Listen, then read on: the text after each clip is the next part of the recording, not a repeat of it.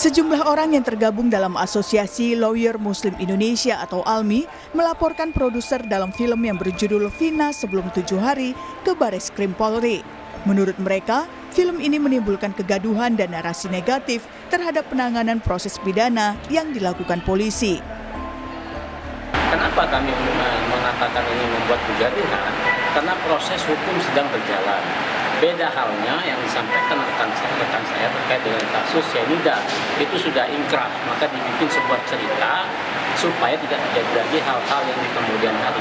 Tapi terkait dengan almarhum Vina, ini kasusnya belum final dan masih dalam proses penegakan hukum. Kalau ini dibingkai dan terus-menerus menjadi polemik di media ataupun polemik di publik, maka akan membuat narasi-narasi yang negatif sehingga menghambat proses penegakan hukum. Sementara itu, polisi terus mendalami kasus pembunuhan Vina dan Eki. Terakhir, polisi memeriksa adik dari tersangka Peggy Setiawan, Luciana. Dia menjelaskan Peggy dan Robi merupakan kakak kandungnya, namun mereka adalah dua orang yang berbeda. Luciana berharap Peggy dapat segera dibebaskan karena ia yakin kakaknya itu berada di Bandung saat terjadi pembunuhan dan tidak bersalah. Robi kakak saya. Kalau Peggy? Peggy kakak kandung saya juga. Urutannya gimana tuh? Yang Robi pertama kakak siapa? kandung apa Ya, bukan? yang pertama Peggy Setiawan kakak kandung saya, yang kedua Robi Setiawan kakak kandung saya, yang ketiga saya sendiri, yang keempat ada adik saya Ameliana. Berarti berapa saudara? 4 bersaudara. Saudara. Kondisi ibu seperti apa, Mbak? Kondisi ibu sekarang masih down, belum bisa ketemu siapapun. Ada pesan-pesan, Mbak?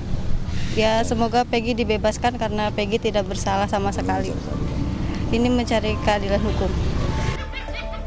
Hal yang sama juga dijelaskan ayah Peggy, Rudi. Dia membantah mengganti nama Peggy menjadi Robi untuk mengelabui polisi. Robi adalah anak kedua atau adik dari Peggy. Oh iya, Robi itu anak atau panggilan sebenarnya Pak? Anak kandung Pak, anak kandung sendiri Pak. Itu mah nama panggilan aja, panggilan kerja. Jadi Bapak nih punya anak berapa totalnya? Tapi yang 4 saya. 4. Pertama Peggy, Robi Setiawan. Yang kedua? Robi Setiawan. yang ketiga, Luciana, yang keempat. Ameliana. Nah, berarti Bapak membantah bahwa selama ini Peggy merubah nama jadi Robi ya Pak? Iya. Tapi Bapak punya bukti ya Pak, yang kerja sama Pak Aceng itu ya Pak? Punya bukti semua? Banyak bukti. Bapak yakin ya Pak? Yakin. Ya. Selain meminta keterangan keluarga Peggy, polisi juga telah menerbitkan surat panggilan kepada teman Peggy Setiawan, Suharsono alias Bondol. Suharsono diminta memberikan keterangan setelah sebelumnya sempat menyebut Peggy ada bersamanya saat peristiwa pembunuhan Vina dan Eki. Dapat surat dari polisi, Barusan berarti ini Pak? barusan panggilan untuk saksi 31 Mei. 31 Mei. Iya, jam 1. Nanti akan hadir nggak Pak? Hadir. Bapak siap memberikan kesaksian ya Pak? Siap. Lalu, akankah polisi mengungkap fakta sebenarnya dari kasus pembunuhan Vina dan Eki? Akankah keadilan didapatkan keluarga korban dan bahkan pihak yang tidak bersalah? Saya tidak pernah melakukan hukuman itu. Jadi fitnah, saya rela mati. Tim Liputan, Kompas TV.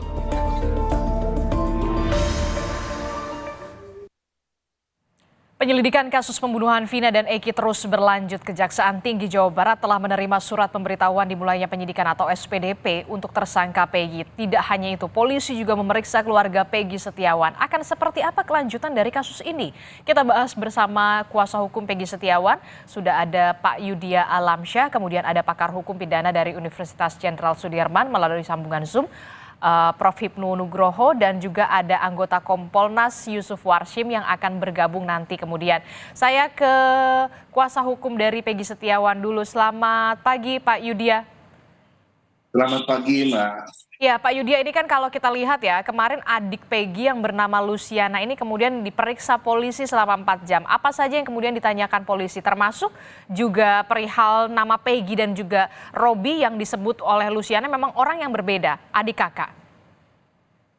Iya betul Mbak, kemarin itu ya sekitar kurang lebih 4 jam lah kita mendampingi Luciana, adik dari Peggy Setiawan, ini untuk memenuhi panggilan dari Polda Jabar. Ya walaupun pemeriksaan dilakukan di Polres Cirebon Kota. Nah, di sini pemeriksaan Luciana ini terkait dengan adanya hubungan keluarga antara Luciana dengan Peggy Setiawan. Emang salah satu yang dipertanyakan itu apa ada hubungan tidak antara Peggy Setiawan dengan Robi. Nah, ini secara keluarga ini Robi Setiawan itu merupakan adik dari Peggy Setiawan. Oke, kakak beradik. Yang sama bekerja juga di Bandung. Tuh, makanya kemarin kan agak beredar juga pernyataan dari Polda Jabar bahwa Peggy ini memiliki nama lain yaitu Robi. Yeah. Nah, pada faktanya ini Robi adalah adik dari Peggy. Dua orang yang berbeda. Dua orang berbeda, akan tetapi antara Robi dengan Peggy ini mempunyai hubungan keluarga lah, yaitu kakak adik kandung. Dan sama-sama bekerja di Bandung juga. Jadi kalau ada proyek, ada apa, pembangunan rumah ataupun apapun, sering bersama-sama. Jadi Robi dan Peggy ini sering bersama-sama dalam hal pekerjaan begitu, pekerja bangunan begitu di Bandung juga. Nah, ada nggak kemudian kuasa hukum juga nantinya akan menyertakan keterangan dari Robi begitu? Robi juga nanti akan diperiksa termasuk juga menyerahkan kartu keluarga. Karena kan kalau kita lihat nih Pak, ini kan yang kemudian membingungkan kita semua adalah di konversi yang lalu Peggy sempat menjawab jika Robi adalah nama gaulnya. Iya, makanya ini kan kadang dari orang tuanya memperkenalkan anaknya. Tuh, makanya kalau kadang kesebutnya Robi, kadang kesebut Peggy. Nah, makanya kita klarifikasi di sini, kalaupun emang dua nama ini emang antara Peggy dan Robi itu dua orang yang berbeda, tapi memiliki hubungan keluarga lah, kakak beradik. Tuh, jadi tidak ada namanya ganti identitas, dua orang yang berbeda. Ini tetap Robi juga orang tersendiri, Peggy juga ya tetap tidak mengganti identitas. Oke, tapi begini Pak, di konvers beberapa hari yang lalu pada saat kita melihat bersama-sama, jurnalis Kompas TV sempat menanyakan kenapa kemudian Peggy ini sempat ganti nama menjadi Robi. Kemudian Peggy menjawab, enggak, itu nama gaul saya. Respon Anda? Iya, ya kadang Peggy juga di lingkungan masyarakat di Bandung juga kadang suka ketuker itu Peggy sama Robi. Tuh, makanya ini muncul nama Robi ini kan ya padahal ini sama-sama keluarga. Alasannya apa kemudian berganti nama disebutkan Peggy kalau misalkan Robi itu nama gaul untuk mengelabui begitu dari kejaran polisi? Tidak. Ya kalaupun memang untuk mengelabui, kenapa harus pakai nama Robi? Karena Robi itu kan nama adiknya.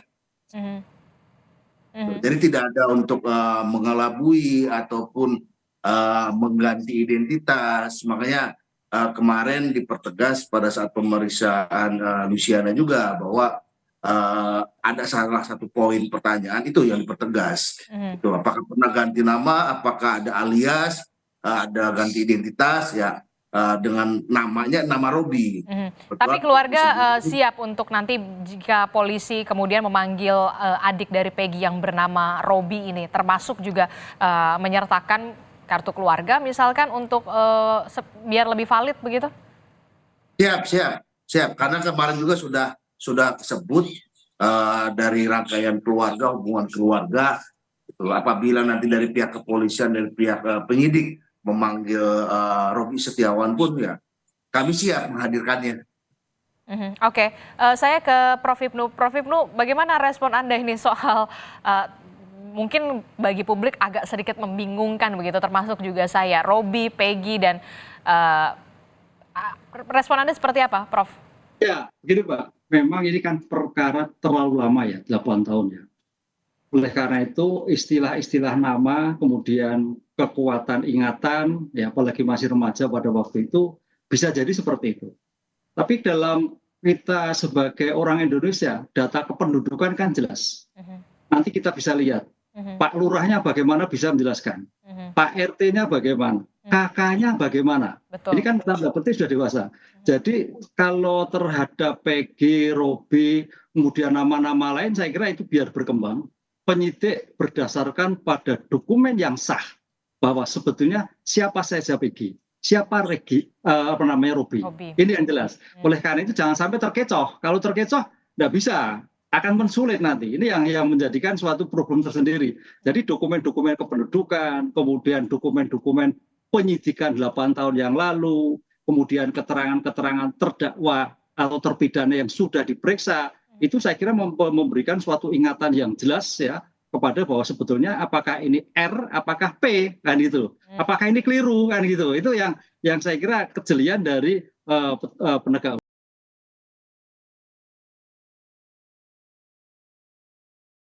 hukum. Karena ini juga jangan sampai terjadi error in persona. Jangan-jangan bukan P, ini R, kan gitu loh. Nah, data-data itu selain terkait dengan data dokumen yang sah kewarganegaraan, mungkin perlu DNA, kan begitu, Pak. Jangan sampai ini bukan P, anaknya A, kan juga. Ini yang kesulitan kalau kita suatu perkara itu terlalu lama, gitu, Pak. Jadi menurut Anda perlu juga tes DNA? Ya, kalau memang itu nanti orang tuanya bukan anaknya dan sebagainya, saudara kandungnya apa tidak, akan perlu juga. Karena ini sudah 8 tahun, makanya dalam pembuktian ini saya kira tidak hanya pembuktian saksi-saksi, keluarga, teman dekat, tapi dengan scientific crime investigation. Jangan sampai terjadi keliru. Ini saya katakan sebagai reputasi Polda Jabar untuk menentukan bahwa pelakunya itu betul A atau B, gitu Pak. Jadi tidak hanya pengakuan katanya begitu ya, tapi juga perlu scientific crime investigation juga ya di sini ya, yang kemudian harus benar-benar penyidik tampaknya harus cermat betul begitu karena ini jadi atensi publik. Nah, Pak Yudya ini kan kalau kita lihat pada konvers beberapa waktu yang lalu, Peggy sempat mengatakan saya bukan pembunuhnya, saya rela mati, itu fitnah. Mengapa begitu tegas sekali dikatakan oleh Peggy? Iya, karena kami menilai juga begitu komunikasi dengan Peggy, ya kami juga meyakini bahwa Peggy ini bukanlah pelakunya. Kami meyakini juga dari data-data DPO yang kami dapat, yang dirilis oleh Polda juga ya, ini secara kriteria DPO itu ya tidak masuklah ke kriteria Peggy. Ditambah lagi dengan beberapa kesaksian dari teman kerjanya, keluarganya, tetangganya, dan kami yakin ini bukanlah Peggy. Kalaupun emang ini Peggy yang disangkutkan dalam perkara Vina, emang ini pernah ada kejadian juga di 2016 itu sempat kan motornya itu disita juga. Nah, dari keluarga juga sudah menyatakan bahwa Peggy ini ada di Bandung. Nah, ini kan suatu petunjuk. Kalaupun emang Peggy ini yang menjadi pelaku, ada kaitannya dengan perkara Vina, ya tentunya pada tahun 2016 juga pasti akan dikejar ke Bandung. Karena dari keluarganya sudah bilang ke penyidik yang mengambil motor itu bahwa Peggy-nya ada di Bandung, sedang bekerja. Tuh, makanya kami meyakinilah, tetap memperjuangkan Peggy bahwa ini bukan Peggy yang dimaksud oleh pihak kepolisian. Udah tahu belum Pak informasi soal katanya ada 5 nama Peggy? Nah itu di makanya lingkungan... ini kan nama Peggy ini kan banyak. Namanya Peggy Iriawan, ada Peggy Iriawan mungkin, makanya ini pada bermunculan ini Peggy ya kita juga karena yang akan tetap membuktikan, mengejar ini kan dari pihak kepolisian. Oke, kalau bukan Peggy yang Anda pada saat di Polda Jawa Barat dihadirkan, lantas siapa yang harus tanggung jawab kalau menurut Anda?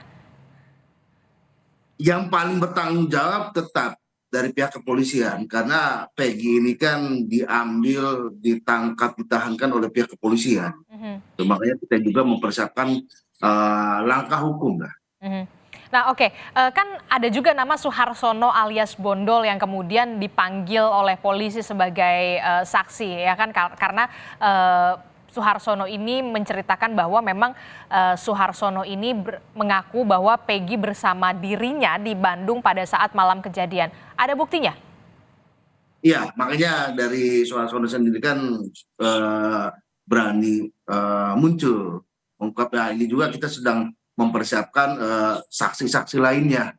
Karena ini kan kita harus mundur 8 tahun ke belakang, Mbak. Makanya kita mempersiapkan, mengingat dari pihak keluarga, dari teman-temannya siapa saja pada saat 8 tahun yang lalu gitu. Karena ini kan bukan ingatan yang fresh lah, baru, karena 8 tahun ini emang harus ditelusuri siapa saja di sana, dengan siapa aja, di mananya. Cuman kemarin juga dari adiknya juga sudah dalam pemeriksaan juga yang menyatakan bahwa pada saat kejadian, sebelum kejadian pun Peggy ini sudah ada di Bandung.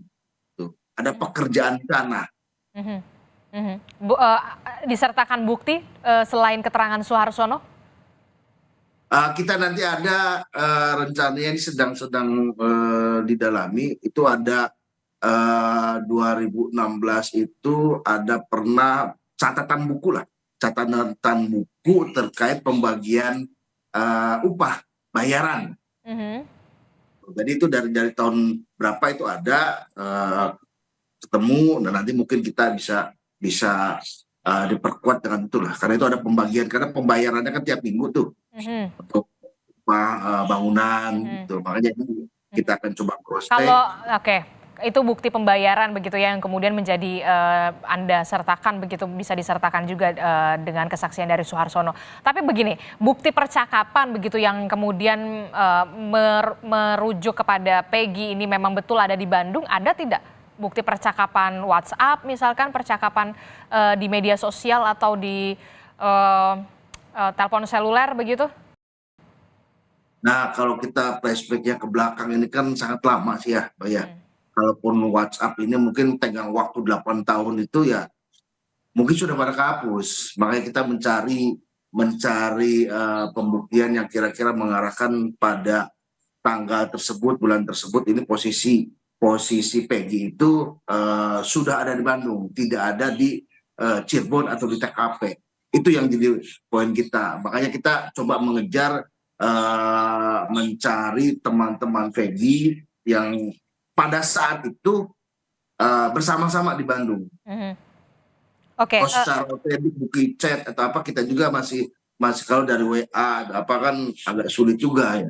Cuman yang bisa rangkaian itu kan dari pihak kepolisian. Makanya kita ya gimana Pak? Oke, baik.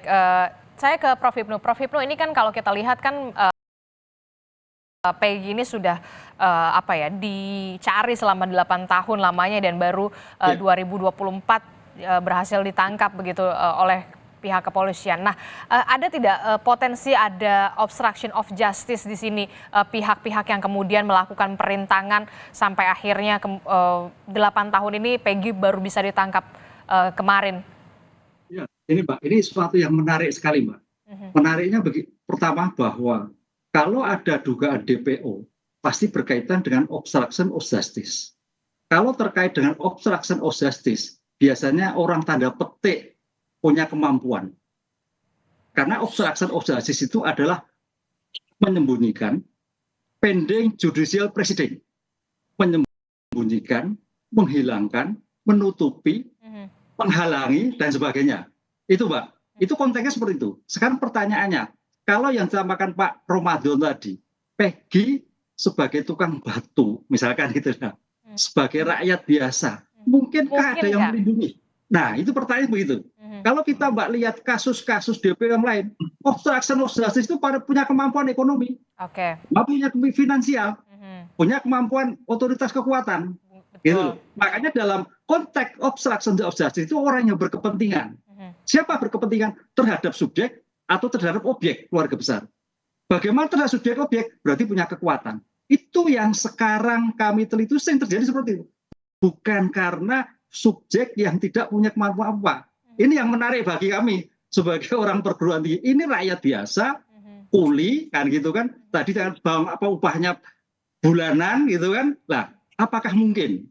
Nah, ini yang saya kira, tapi mungkin juga bisa mungkin, tapi yang biasanya normal terjadi terkait obstruction orang punya kemampuan. Oke. Ya kita backing lah Mbak gitu Pak. Lalu bagaimana dengan 2 DPO yang kemudian Polda Jawa Barat ini mengoreksi katanya salah sebut? Lah bisa jadi, makanya ini kan masih bergulir. Bisa bergulir 2 itu memang betul atau tidak. Tapi kalau memang sampai tidak ketemu, berarti kalau memang data nanti ditemukan pasti ada obstruction of justice. Banyak punya kemampuan untuk melindungi, menyembunyikan, menghilangkan.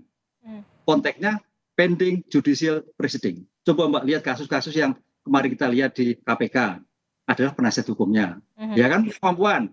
Kemudian di Jaksa Agung kasus tambang adalah orang-orang yang berkepentingan, gitu tuh Pak. Kemudian kita dulu terkenal Pak Pau, orang juga penting, kan begitu. Nah ini siapa? Pertanyaannya, apakah karena tidak kemampuan Polda Jawa Barat untuk mengusut yang kecil, ataukah memang pada saat itu ya sudahlah 8 aja yang 3 nggak usah diurus. Lah, apakah seperti itu? Lah ini yang juga timbul pertanyaan karena dalam suatu pengungkapan perkara kadang-kadang kalau yang sudah tertangkap sudah karena saking banyaknya perkara jadi tidak sampai pada tuntas perkara yang bersangkutan. Dan Anda melihat ini tidak sampai tuntas begitu pada saat 8 tahun yang lalu begitu sehingga harus memberikan PR kepada penyidik dan Kapolda yang baru saat ini. Iya. Oke. Iya Mbak, tampaknya seperti itu Mbak. Oke, saya ke anggota Kompolnas Pak Yusuf Warshim. Pak Yusuf, gimana nih? Kemarin katanya sudah bertemu untuk meminta klarifikasi dari Kapolda Jawa Barat dan para penyidik yang kemudian saat ini menangani kasus dari pembunuhan Eki dan juga Vina. Update-nya seperti apa? Ya, terima kasih. Jadi kemarin kami sudah 1 harian di Polda Jabar. Diterima Kapolda, diterima Inspektorat Pengawasan Daerah.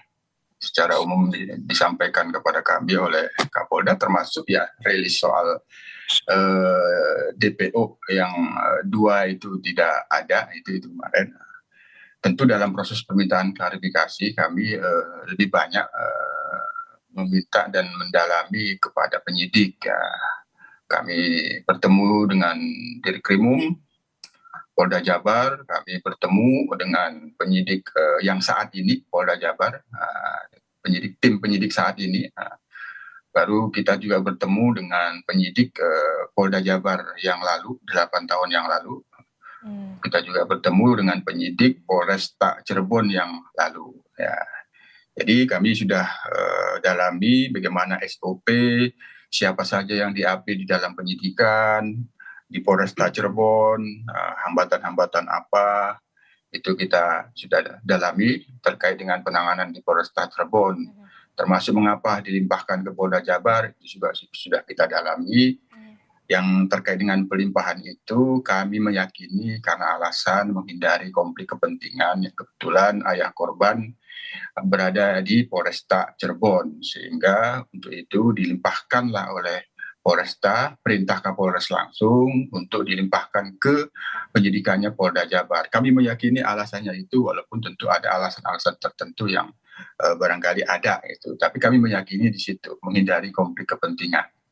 Nah, setelah dilakukan penyidikan di Polda Jabar, tentu kami menggali kembali terkait dengan siapa saja yang di BAP di dalam proses penyidikan sampai dilimpahkan ke jaksa penuntut umum dan disidangkan, kemudian divonis. Termasuk kami juga menggali apakah keputusan DPO itu sudah ada pada waktu itu, hasil klarifikasi sudah ditetapkan DPO, maka dia bunyi di dalam putusan pengadilan.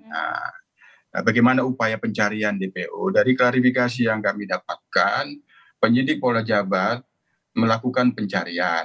Hanya memang Peggy, kita kaitkan langsung kepada Peggy yang dimaksud.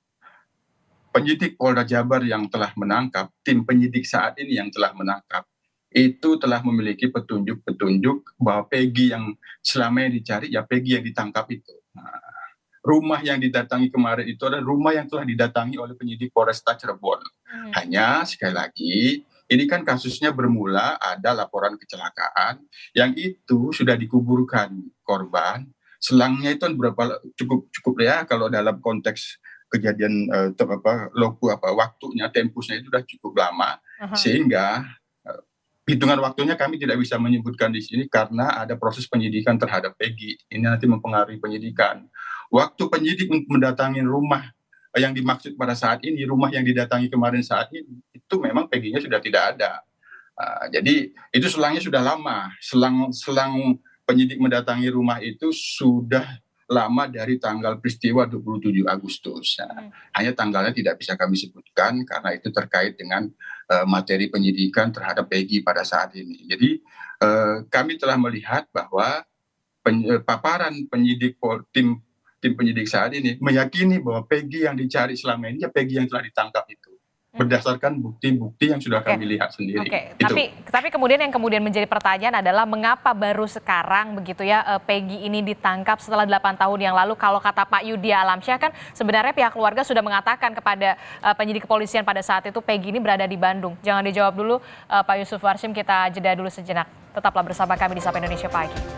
Terima kasih Anda masih bersama kami dalam Sapa Indonesia Pagi. Saudara, kita masih membahas bagaimana pengusutan dari kasus pembunuhan Vina dan juga Eki. Sudah hadir bersama melalui sambungan Zoom ada kuasa hukum dari Peggy, kemudian juga ada dari Kompolnas Pak Yusuf Warsim dan juga ada Prof. Hipnu Nugroho. Saya melanjutkan pertanyaan saya tadi ke Pak Yusuf. Pak Yusuf, ini kan kalau dilihat kan kenapa baru sekarang sih ditangkap, itu kan pertanyaannya. Padahal katanya keluarga ini memang sudah memberikan keterangan kepada penyidik, memang Peggy ini ada di Bandung. Ya, soal di Bandung itu bisa dipahami itu alibi, yang itu siapapun yang ketika dituduhkan ya pasti punya alibi, dan kami tentu mendorong penyidik yang saat ini untuk bisa mematahkan alibi itu dengan kesaksian yang lebih kuat.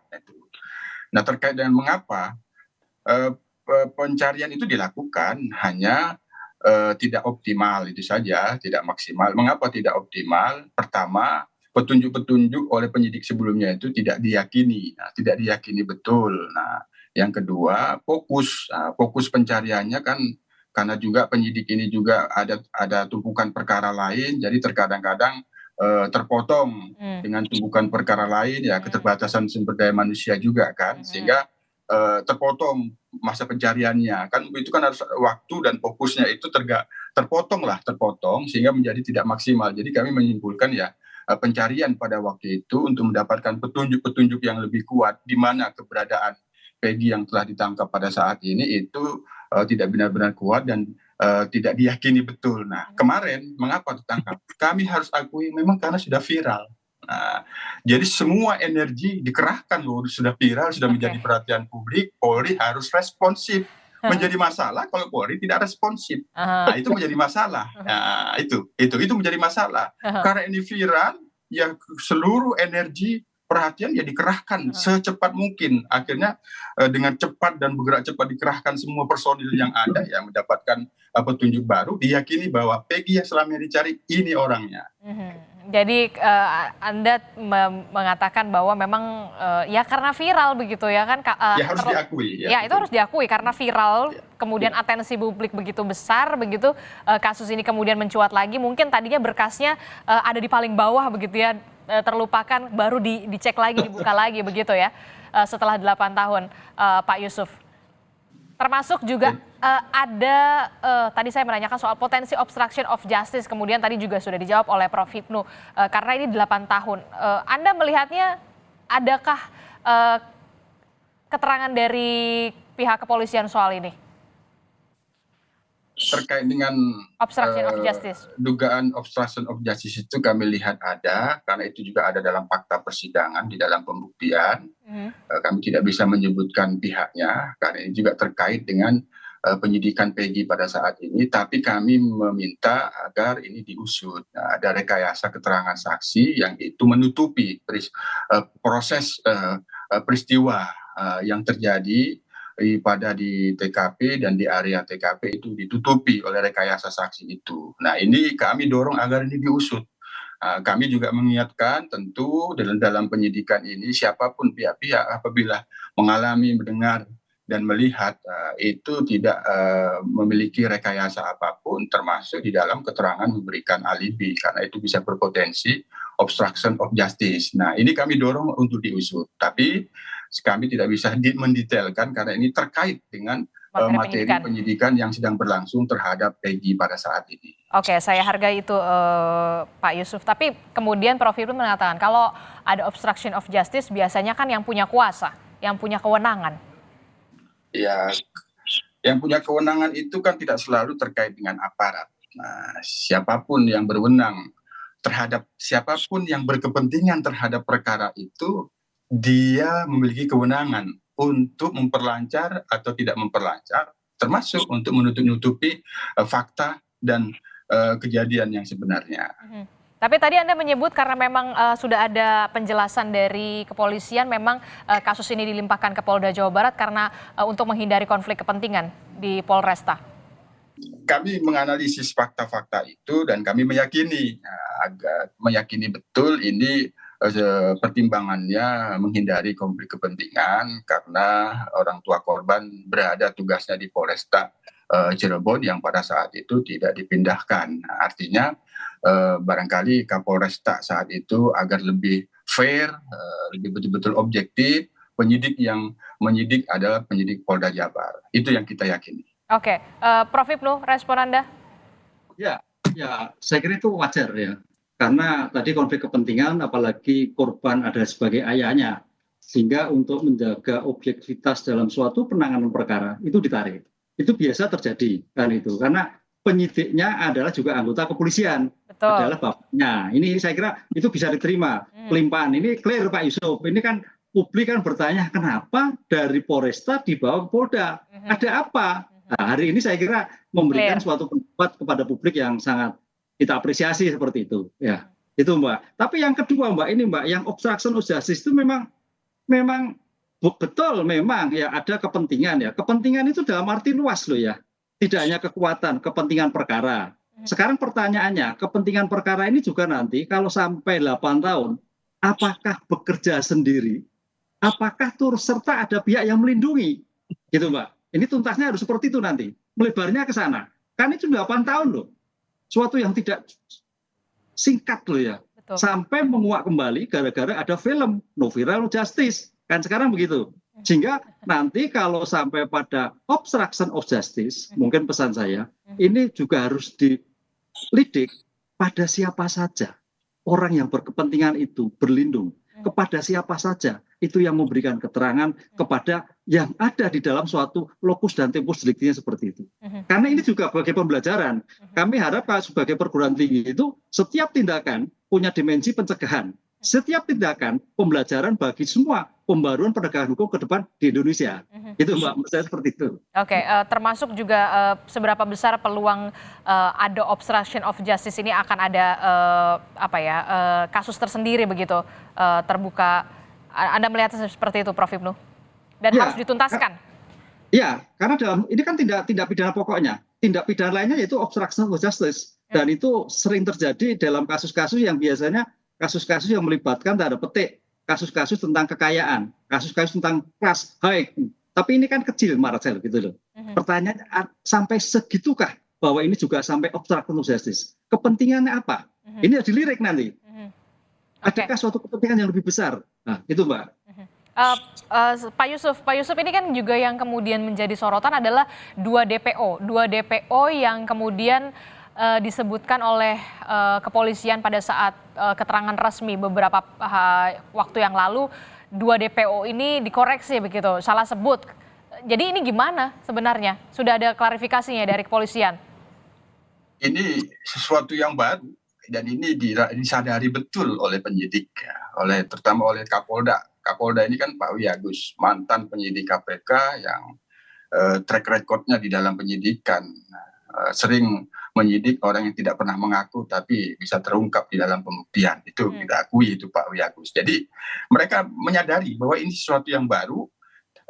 Kami menyarankan apakah ini sudah final, apakah nanti masih bisa memang mereka meyakini bahwa nanti pun sama gitu, nanti pun sama. Artinya nama ini tidak akan dihapus, Andi dan Dani tidak akan dihapus kecuali di dalam fakta persidangan nanti. Hanya berdasarkan bukti-bukti yang sudah kami lihat dipaparkan oleh penyidik meyakini. Jadi kan di dalam putusan itu kan juga hakim meyakini.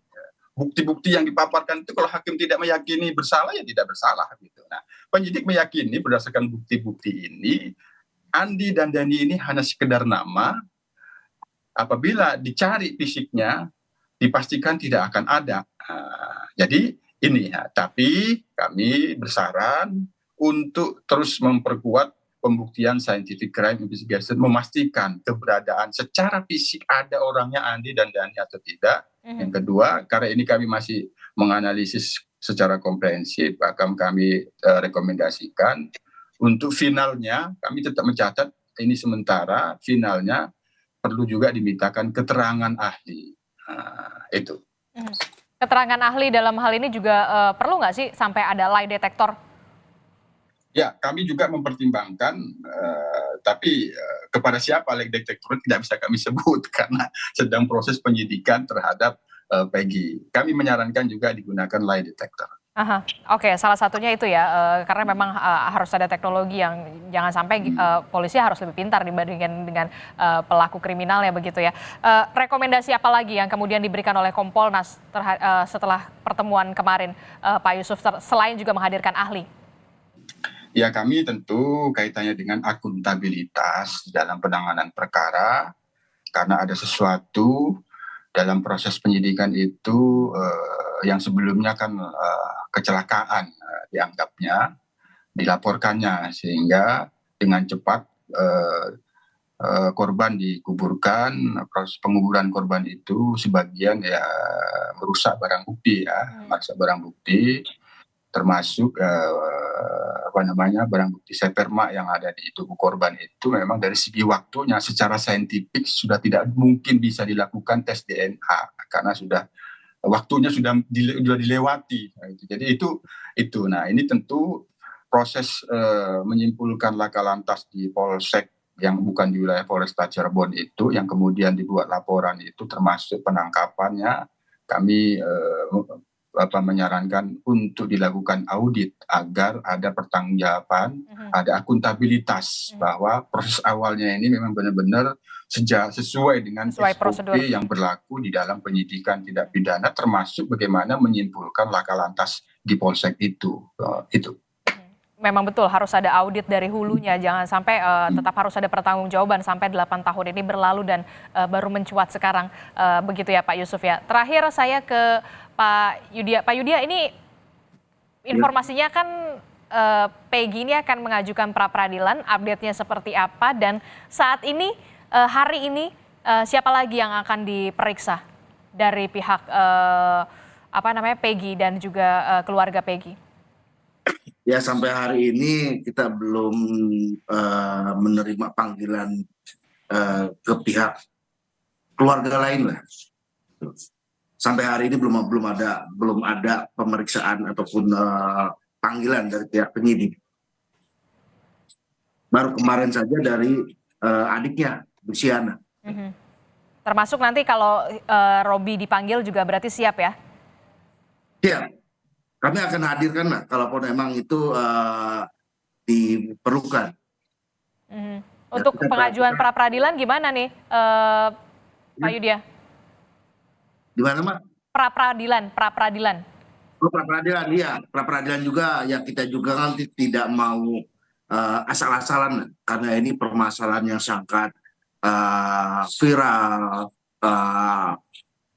rumit juga. Kita harus tetap berhati-hati lah, karena di sini kita peradilan juga kan suatu institusi lah, karena tenggang waktunya juga sangat panjang, tenggang waktu karena 2016 sampai dengan sekarang.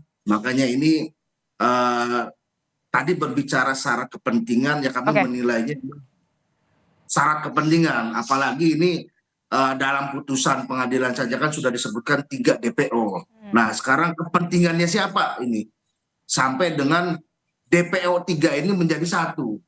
Ini beban berat yang diberikan penyidik kepada Peggy. Karena secara hukum putusan perkara ini sudah ada putusan yang ingkrah dan 3 DPO ini masuk dalam putusan. Inilah yang harus ditindaklanjuti oleh pihak kepolisian. Kalaupun ini ada rangkaian kebohongan dari awal yang menyebutkan 2 DPO-nya ini asal-asalan ataupun tidak ada orangnya ataupun alibi apapun. Nah, ini yang harus bertanggung jawab siapa? Karena pada awal penyidikan ini pasti yang melakukan penyidikan kepolisian. Kepolisian bahkan kejaksaan disidangkan di pengadilan sampai rangkaian kebohongan itu menjadi produk hukum. Nah, ini siapa yang harus bertanggung jawab? Makanya kami juga mempersiapkan pra peradilan ini ya, kita harus hati-hati, harus jeli apa saja yang harus kita masukkan. Makanya ini kan masih ada tenggang waktu lah. Kami juga fokuskan biar pra peradilan ini benar-benar kita ungkap faktanya seperti apa. Oke, termasuk juga berarti sudah mengajukan pra peradilan atau dalam proses? Masih dalam proses? Masih dalam proses, diajukan belum, kita masih menyusun, mendalami, tuh. Mudah-mudahan sih setepatnya lah kita ajukan. Pekan depan atau pekan ini? Insya Allah tepatnya kita ajukan. Termasuk juga tim kuasa hukum dari Peggy tentunya harus menyiapkan secara matang betul bukti-bukti yang kemudian nanti akan dibuktikan di persidangan bahwa klien Anda tidak bersalah. Betul, karena kita yang menjadi suatu kendala juga ini kan tenggang waktu perkara ini kan lama juga 8 tahun. Makanya kita menggali kronologisnya, bukti yang bisa kita ajukan, kita cari saksi-saksi juga kita perdalam, biar kita lebih tidak asal lah lakukan gugatan pra peradilan. Oke, terakhir Prof. Hipnu, bagaimana supaya benar-benar secara terang benderang kasus ini memang nantinya benar-benar tuntas begitu sampai ke persidangan? Betul. Jadi pertama dalam pengungkapan Peggy ini betul-betul dengan scientific crime investigation. Itu satu. Jadi jangan sampai tadi Pak Sahri mengatakan ada Peggy 1, Peggy 2, Peggy 3. Usut KTP, KK, sekolah SD, TK, SMP, paling tidak kan mungkin sudah SMP. Kan jelas itu, fotonya kan jelas ada semua. Sehingga jangan sampai terjadi mistak, kesesatan. Yang kedua, terkait dengan DPO. Ini menarik ini, DPO. Karena gini Mbak, dalam suatu penulisan BAP atau penulisan putusan, ketika menyebut orang, itu identifikasi harus ada. Nggak bisa Yusuf siapa? Oh Yusuf Kompolnas ABC. Enggak. Kok Yusuf ini saya kira pada waktu itu ya, ketika flashback ke 8 tahun yang lalu, ketidakcermatan dalam menuntaskan identifikasi subjek-subjek yang tersebut di dalamnya. Sehingga sampai sekarang, Andi itu siapa lagi? Ini akan menjadikan suatu problem ke depan. Nah, ini pengalaman juga bagi para penegak hukum lain. Ketika menyebut orang, identitasnya jelas, alamat di mana, jelas dan sebagainya. Jangan sampai menyebut orang tanpa identitas. Betul. Ya, kalau nggak ada masalah, ini kan DPO. Jangan sampai menyesatkan ya. Menyesatkan ini. Berarti sejak awal memang ada suatu keliruan dalam penuntasan berita-berita acara, dokumen-dokumen yang tidak cermat. Gitu. Kita akan tunggu bagaimana juga Kompolnas tampaknya memberikan atensi dan juga pendampingan untuk kasus ini benar-benar terungkap secara tuntas. Terima kasih Pak Yusuf Warshim telah bergabung bersama kami dari Kompolnas, kemudian dari kuasa hukum dari Peggy. Terima kasih Pak Yudya dan juga Prof. Hipnu. Terima kasih telah bergabung bersama kami Bapak-Bapak. Selamat pagi, Assalamualaikum. Sehat selalu. Waalaikumsalam. Matur nuwun Pak Yusuf. Pak Sari.